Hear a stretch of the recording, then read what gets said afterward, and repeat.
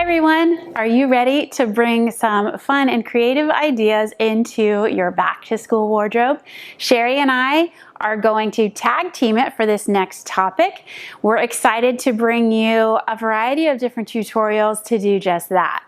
I have a couple fun projects planned. The first one will be a tutorial to sew up an adorable backpack for your 18-inch doll. And then I thought I'd sort of cross over a little bit and bring in some crochet. I have loved discovering this hobby. It might surprise you to know that I didn't know how to do this until just a couple months ago, and I have jumped in full force. I'm pretty much totally obsessed, and I love the simplicity of using a granny square to create a variety of different things. So I'm going to talk through some ideas and show you the basics of how to do that and bring in some interesting ideas from across the Pixie Fair pattern collection.